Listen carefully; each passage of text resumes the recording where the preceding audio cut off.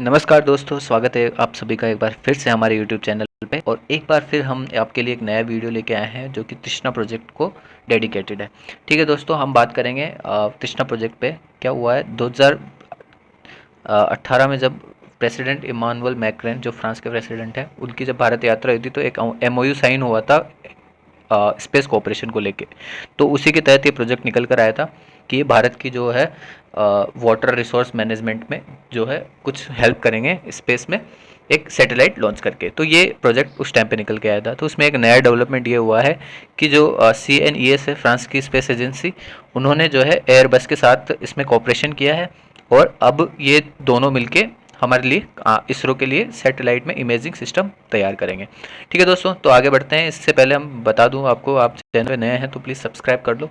और अगर ये वीडियो आपको पसंद आए तो लाइक करो, आपको कोई क्वेरी है तो कमेंट करो, और इस वीडियो को ज़्यादा से ज़्यादा फैलाओ।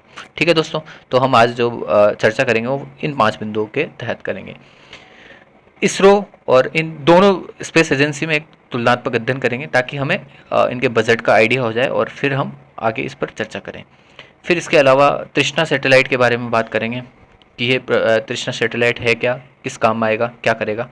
फिर इससे लाभ क्या होगा, हमें फ़ायदा क्या होगा, और फ्रांस के साथ भारत के अन्य सहयोग के कौन कौन से बिंदु हैं, क्या क्या हमने जो स्पेस में है कोऑपरेशन किया है फ्रांस और इंडिया ने, और जो हमारा लास्ट पॉइंट रहेगा वो भारत के लिए क्या क्या इसमें फ़ायदे हैं। ठीक है दोस्तों, तो आगे बढ़ते हैं।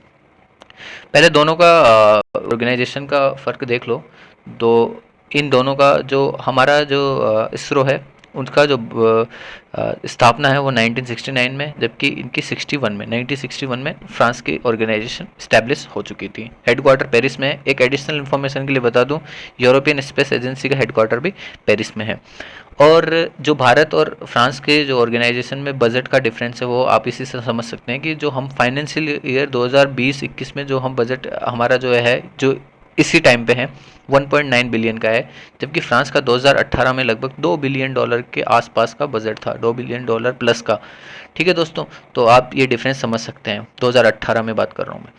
ओके, चलो देखिए दोस्तों, तृष्णा सैटेलाइट क्या होता है। तृष्णा सैटेलाइट बेसिकली एक ऐसा सैटेलाइट होगा जिसमें थर्मल इंफ्रारेड कैमरा लगे होंगे। वो इमेजिंग करेंगे जो हमारी जो पृथ्वी है उसकी, ताकि वाटर रिसोर्सेज का प्रॉपर यूटिलाइज कैसे हो, उस पर वो एक डेटा बेस तैयार कर सकें। ठीक है दोस्तों, तो ये जो मिशन होगा बेसिकली, ये Trishna stand for thermal infrared imaging satellite for higher resolution natural resources assessment. तो ये इस पर ये जो है थर्मल इंफ्रारेड इमेजिंग करेगा, जिसमें एयरबस जो है वो काफ़ी उसकी जो है महारत है इस पर्टिकुलर सब्जेक्ट में। तो एयरबस को इसीलिए ये एयरबस के साथ कोऑपरेशन किया गया, क्योंकि आपको पता होगा जो एयरलाइंस होती है बेसिकली, उनमें जो है आजकल जो एडवांसमेंट हुआ है वो यही है कि यातायात जो एयर ट्रैफिक होता है उसमें इस प्रकार के कैमरेज का आजकल वापस बहुत उपयोग हो रहा है। तो इस वजह से उन्होंने काफ़ी इसमें महारत हासिल कर रखी है। ठीक है दोस्तों, तो ये जो मिशन है 2025 में के लिए प्लान है। और इसमें जो है ये बेसिकली किस किस में काम आएगा, कॉन्टिनेंटल और ecosystem, the monitoring of coastal and inland water and urban environment. तो ये इसमें काम आएगा। हम इसके बेनिफिट्स पर और ज़्यादा चर्चा करेंगे। तो हम पूरा ये मिशन देखते हैं। ये इसरो और CNES दोनों मिलकर जो है वो इसको लॉन्च करेगी। इसमें जो है वर्क डिवीज़न होगा वो इस तरीके से होगा कि इसरो क्या करेगा, एक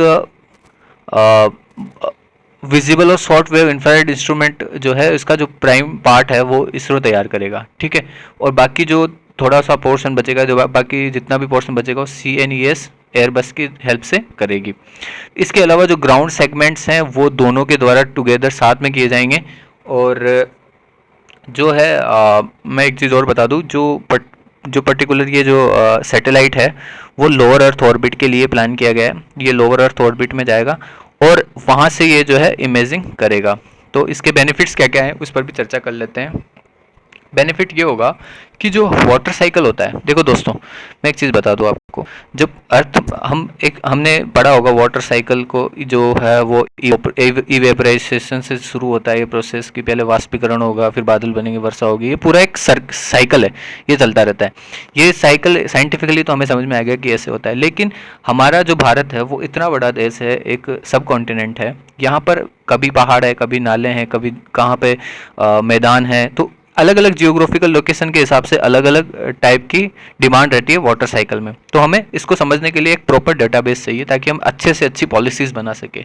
तो ये अच्छे पॉलिसीज़ बनाने के लिए हमें प्रॉपर डेटाबेस अगर मिल जाता है तो वो सार्थक रहता है। तो हम इस वजह से क्या है पर्टिकुलर जो वाटर साइकिल की जो मॉनिटरिंग, बेटर मॉनिटरिंग के लिए ये मिशन हमारे बहुत काम का है। फिर कॉन्टिनेंटल और कोस्टल वाटर पे सर्विलांस कर सकते हैं हम इसके ज़रिए। अच्छा, अर्बन हीट ट्रैप मेजर भी कर सकते हैं, जो हमारा अर्बन एरिया है वहाँ पर किस तरीके से हीट ट्रैप, ताकि उसमें भी पॉलिसी मेकिंग में आसानी हो जाती है इससे। ठीक है, तो अब हम बात करते हैं कि भारत और फ्रांस के जो कोऑपरेशन है स्पेस में वो कौन कौन से हैं, और भी उस कोऑपरेशन पे भी थोड़ी सी हाईलाइट कर लेते हैं। तो आपने एक ये जो फ्रांस और भारत का जो कोऑपरेशन है स्पेस में 2001 से चालू है। ये 2001 में एक एमओयू साइन हुआ था मेगा टॉपिक्स पर। तो ये जो बेसिकली ये एटमॉस्फेयर, ट्रॉपिकल एटमॉस्फेयर और क्लाइमेट के लिए एक सैटेलाइट लॉन्च किया गया था 2011 में, भारत और इसरो और CNES दोनों के द्वारा मिलके। ठीक है दोस्तों, तो इससे मानसून और साइक्लोन का पता लगाया जा सकता था और इसके बारे में रियल टाइम इन्फॉर्मेशन प्रोवाइड की जाती थी। इसके अलावा एक सरल प्रोजेक्ट है जो भी हमारे जो ओशन हैं उनको स्टडी करने के लिए ये प्रोजेक्ट जॉइंटली फ्रांस और भारत द्वारा किया गया था लॉन्च। ठीक है, इसके अलावा अब हम तीसरा जो डेवलपमेंट देख रहे हैं वो ये हैं कि फ्रांस जो है हमारे गगनयान मिशन के लिए हमारे बहुत सारे जो सर्जन हैं और जो फिजिशियन हैं जो गगनयान मिशन के लिए स्पेसिफाई किए गए हैं उनको ट्रेन कर रहा है। इसके अलावा जो बहुत सारे इक्विपमेंट्स हैं, मेडिकल इक्विपमेंट्स, वो फ्रांस हमें प्रोवाइड करवा रहा है।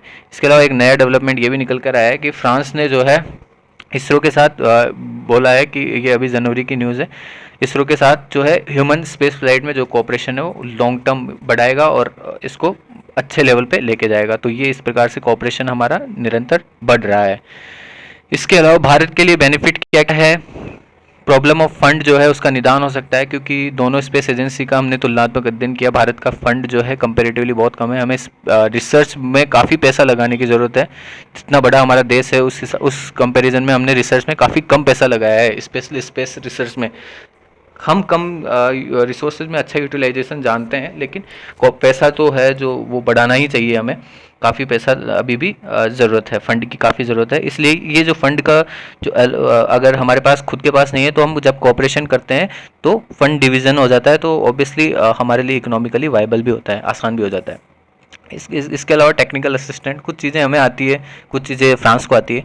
तो इसके अलावा बहुत सारे अलग कोऑपरेशन, आपने निसार प्रोजेक्ट के बारे में सुना होगा, यूएस है और हमारा इसरो का प्रोजेक्ट है, नासा और इसरो का। तो इस प्रोजेक्ट में भी हमने यही किया, हमारे पास फंड नहीं था इतना, तो उसके लिए नासा हमें सपोर्ट कर रहा है, टेक्निकल असिस्टेंट भी नासा दे रहा है।